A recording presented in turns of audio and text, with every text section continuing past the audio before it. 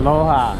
We took a 2-hour bus ride from Lagos to Faro International Airport, and we're really excited to be flying to the Azores Islands, nearly 900 miles west of Lisbon, to a seismic active area in the Atlantic. So we hope you'll tag along with us as we explore the beautiful island of San Miguel.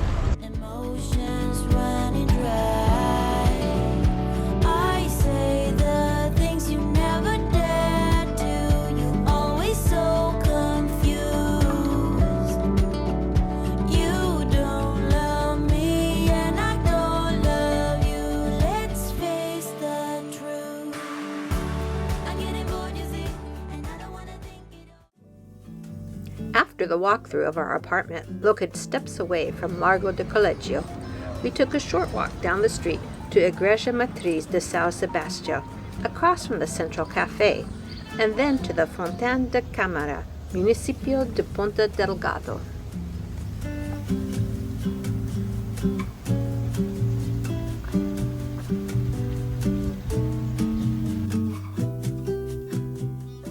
From there we passed through the Portas da Cidade and went down to the Marina de Ponta Delgada.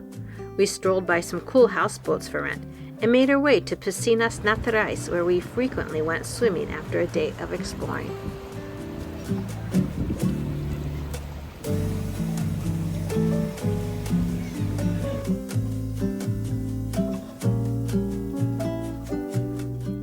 As the sun went down, we were able to get a table at Louvre Michelense, where we enjoyed cocktails, tataki de atum, and capped with tarte de masa, cheesecake, and coffee.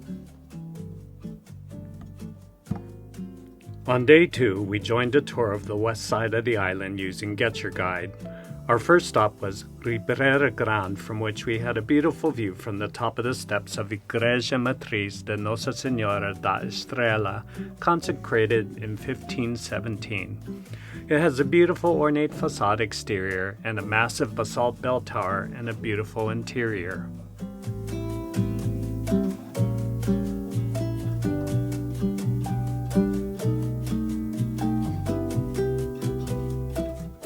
From there, we strolled through the town and through the Largo 5 de Outubro, shaded with a canopy of white umbrellas, to the municipal gardens overlooking the Ribeira Grand.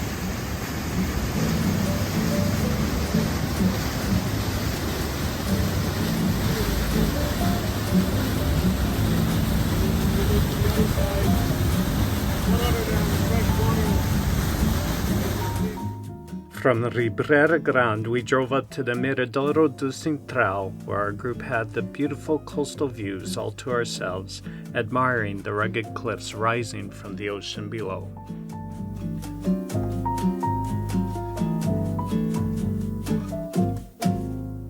Our next stop was the popular tourist spot of Salto to Cabrito.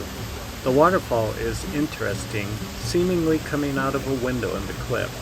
But it's a bit of a walk from the parking area and definitely overcrowded and didn't seem worth the drive. As with many of the islands of Portugal, one is subject to the ever-changing weather. We could make out parts of the Lagoa de Fogo as there were a lot of low-hanging clouds, but we were able to at least catch a view of the coast on the other side of the road. By this time we were ready for lunch and we stopped at Ondas do Mar restaurant in Lagoa, where we enjoyed a buffet lunch of local food and had time to explore the local natural saltwater pools in front of the restaurant.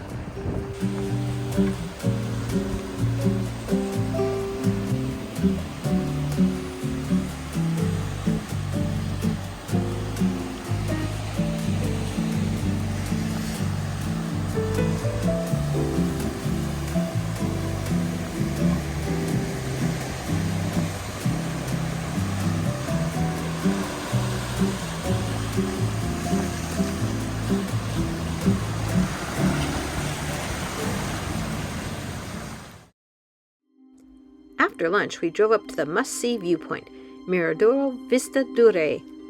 It's a shame we were in the clouds and couldn't see any of the caldera below. It made it even more eerie to see the abandoned Mont Palace Hotel. Driving down into the caldera to Setas Ciudades, we were able to see across Lagoa Azul and walk along the lakeside. Leaving the caldera, heading to the coast, we stopped at Miradouro Ponta de Cavallo, where we could see the ocean and the town of Mosteiros in the distance. We continued on to Ponta Dos Mosteiros, where we explored the natural sea pools, but the weather wasn't enticing enough for us to take a dip. Our tour guide Max, with Pure Azores, did a great job despite the weather not cooperating.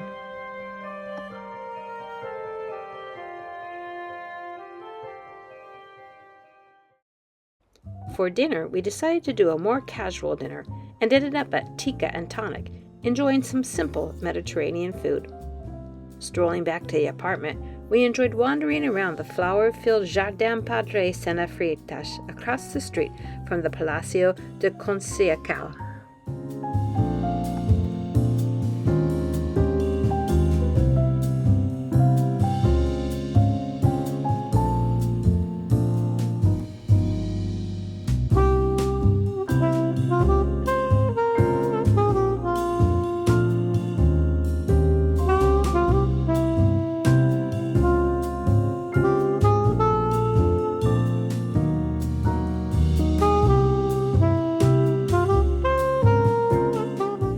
On day 3, we visited Mercado de Graça only to find out that it was closed for major renovations.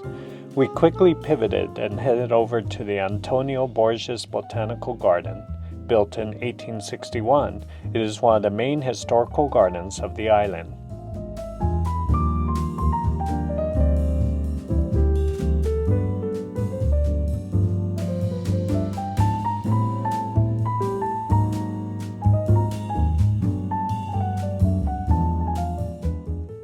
We enjoyed the trails and grottos and especially the Castelo da Água and the giant Arvor da Borracha.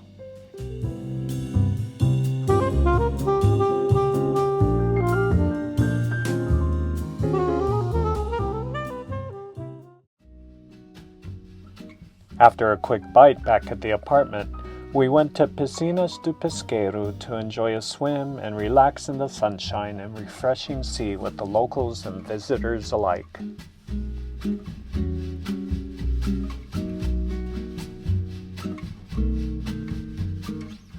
After showering, we headed to the gin library, about a 15-minute ride from our apartment. The gin library is situated in a 19th century mansion and is purported to house the largest collection of gin in Europe, with over 2,200 bottles from over 80 countries. We wanted to do the sushi pairing, but that was already fully booked at the time when we made reservations, so we opted for the tasting flight, where we sampled 3 different gins each. Our favorites were the Violet Hue Botanical Dry Gin, the Ebisu with a hint of ginger, the Medusa Pink Gin, and the Azorean Pineapple and Chili Gin.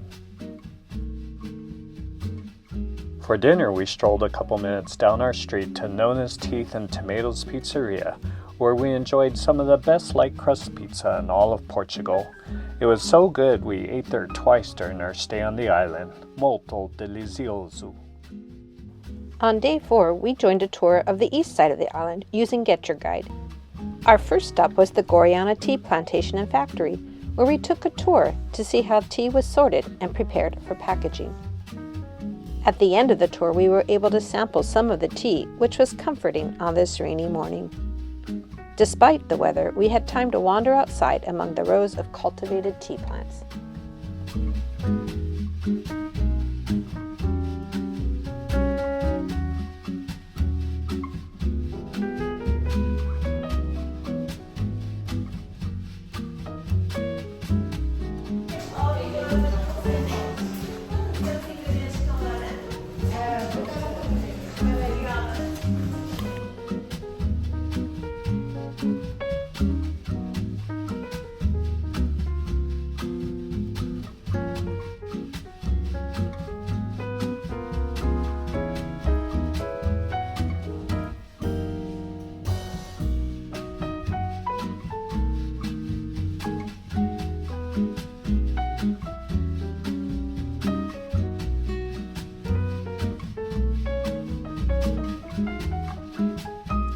Our next stop, at 570 meters above sea level, was Miradouro de Pico de Ferro, where we were fortunate that the clouds were just high enough so that we could take in the magnificent view of Caldeiras on the shores of Lagoa das Furnas.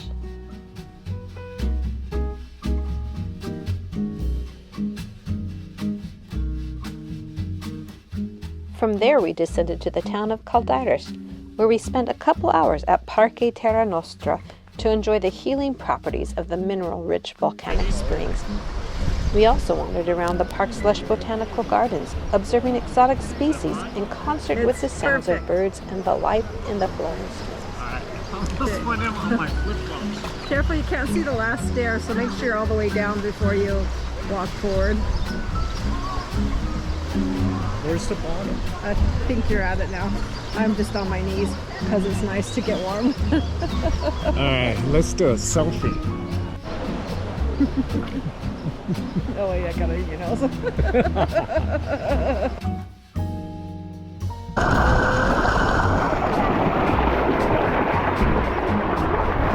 Oh, that rain's cold. It's raining, it's raining. It's raining. I had to get back in to get warm.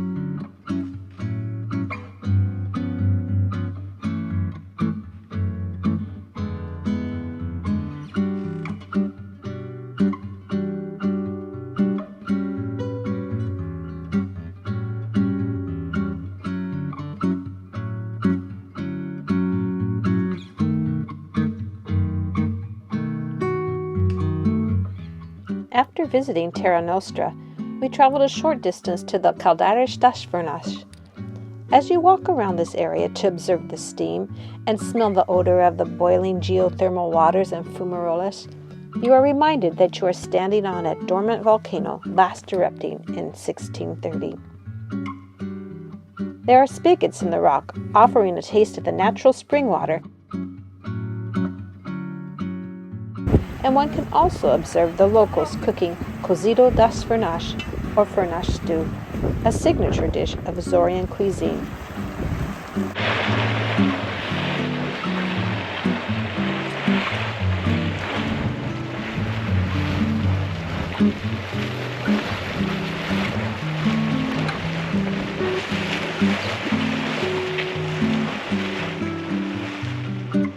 We got to eat cozido de furnas at Espacio by Tony's restaurant at lunchtime.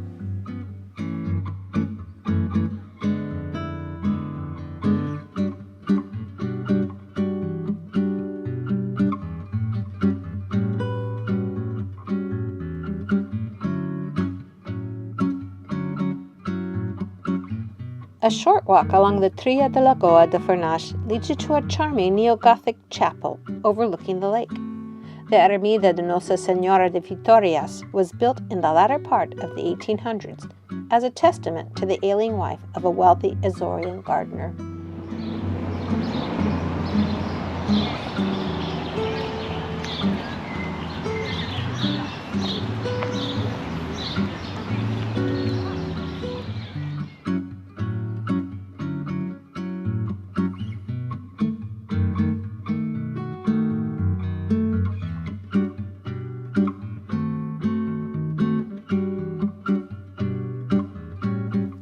Making our way back to the southern coast, we made a stop at Santuaria Diocesano de Nossa Senhora de Paz.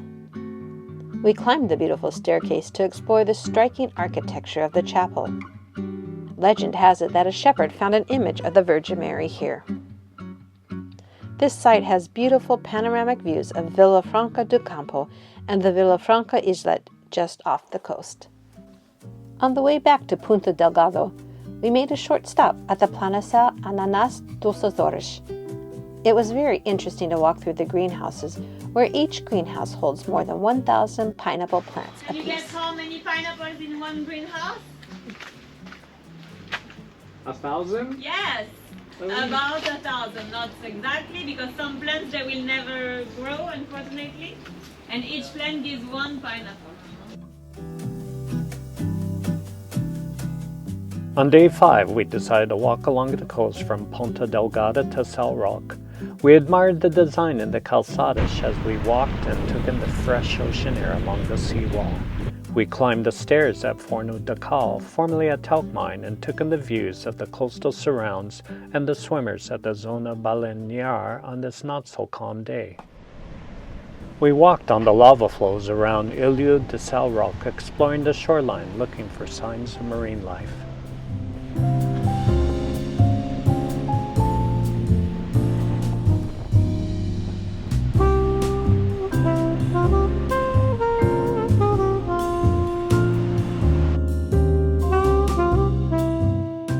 Further on, we walked up to the Miradouro de Ilha de Rosto de Cal to take in the views and tried to imagine the rocky outcropping as the face of a dog.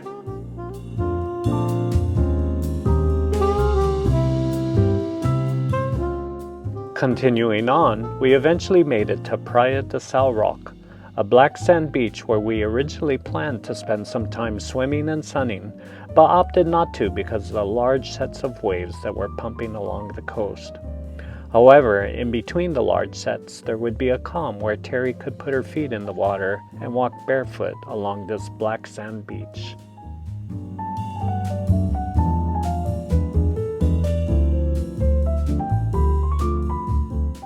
By this time, we were definitely hungry, so along the way back to Ponta Delgada, we stopped for a lunch break at a nice outdoor cafe called Jardin du Mar. It had a really nice garden vibe and was across the street from the seawall.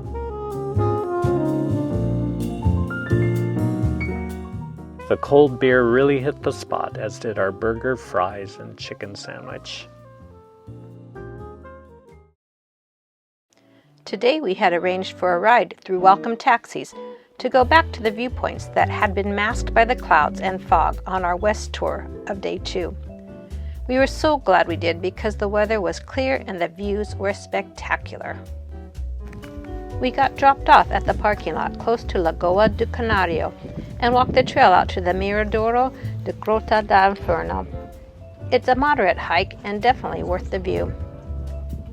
Returning from the viewpoint, you notice the definite incline, but along the way, Lopaka was able to find a place just off the trail where he was able to fly his drone away from people, and the footage was well worth the effort.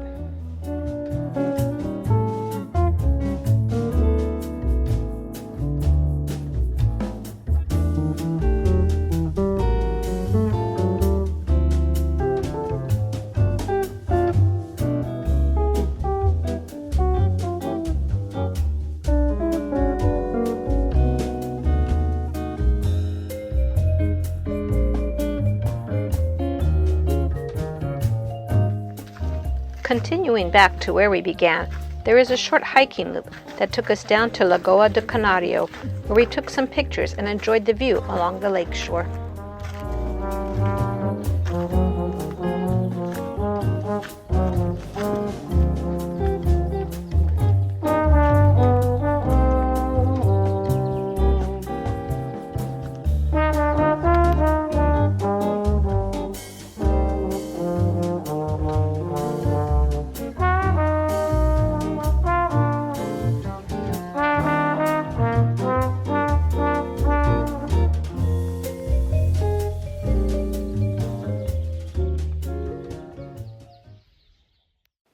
We finally made it back to the main road and began walking west along the shoulder, admiring the green landscape. After about 70 minutes, we arrived at the abandoned Monte Palace, which wasn't as eerie as when we visited earlier in the week. And finally, the Miradouro da Vista do Rei opened in front of us. This time, instead of the view being shrouded in clouds and fog, the view was spectacular, and we got the perfect picture postcard shots framed by the ubiquitous hydrangeas.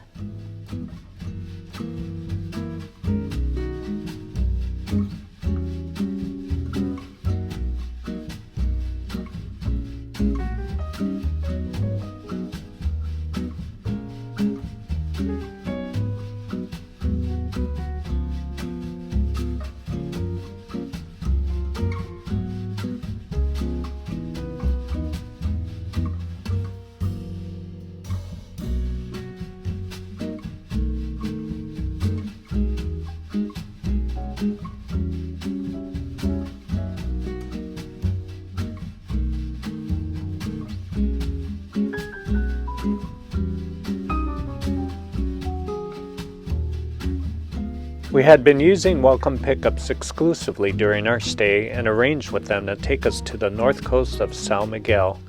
We packed our lunch and planned to hike from Maia Town to Praia da Viola, where we planned to eat and enjoy the sea before meeting up with our ride back to Ponta Delgada.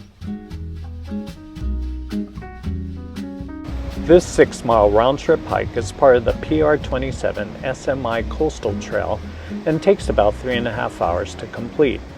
There were so many vistas along the way that it was hard not to stop and take a few photos.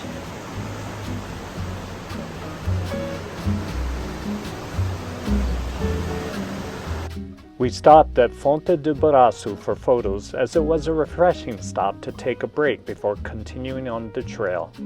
It was a beautiful natural waterfall into a pool that looked to be man-made. Perhaps in former times it was used to wash clothes.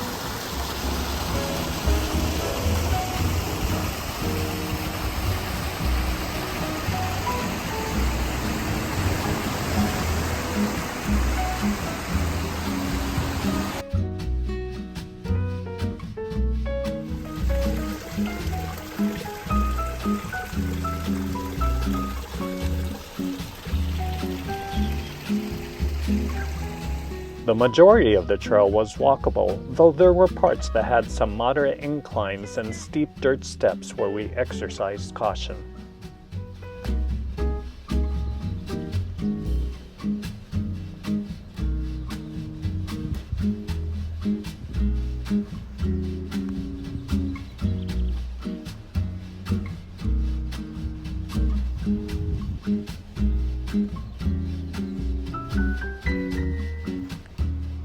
Eventually, the trail opened up to the welcome side of Moinhos de Vasquinho, which is a privately owned property where you can arrange lodging for overnight stays along this beautiful coastline.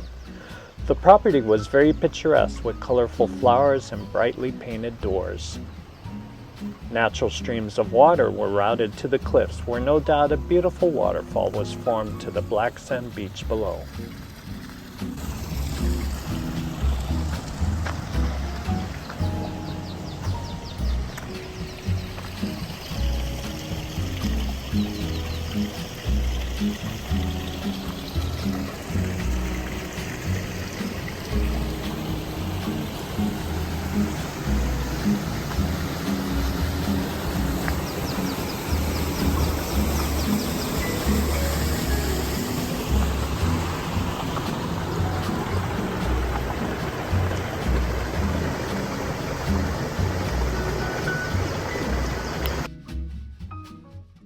Just past the Moinhos, you come to a steep dirt stairway that points to Praia da Viola.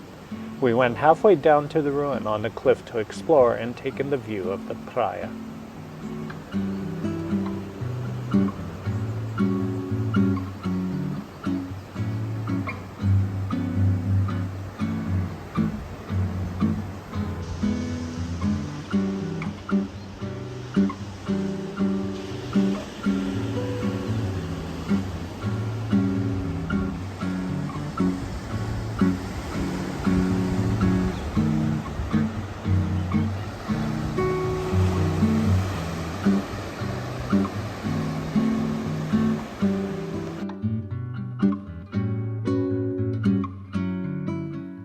After a bit, we decided to walk back to the Moinhos to enjoy our lunch instead of going all the way down to the beach as the sea wasn't as inviting as we had hoped.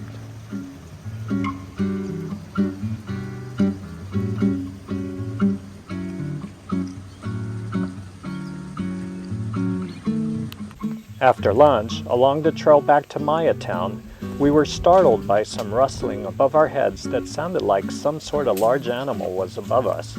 When we looked up, we saw a cow dangerously close to the edge. We were so glad it didn't slip and fall down on top of us.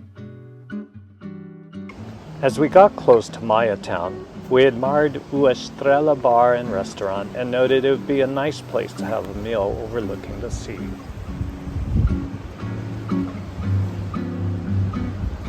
We had made it back to Maia Town and still had plenty of time before we had to meet up with welcome pickups, so we changed into our swimsuits at the public restrooms on top of the bluff and walked down the colorful steps to the Piscinas Naturais for a swim. The water felt really good after the long hike. There were a couple ladders they built into the breakwater, and the area is manned with lifeguards.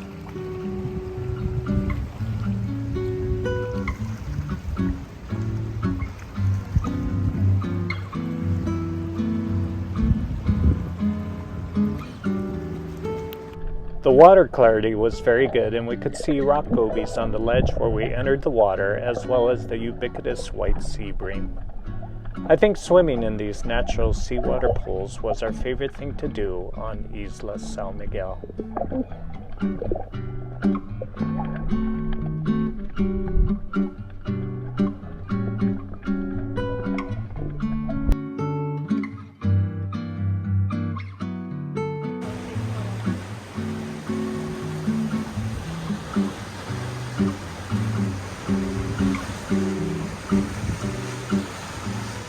Wow, what an amazing time we've had exploring this lush volcanic island. We're blessed with awe-inspiring vistas, soaked in some mineral-rich thermal waters, and tasted some Azorean food and drink along the way. Mahalo for tagging along with us, so until next time. Ate Proxima! And aloha!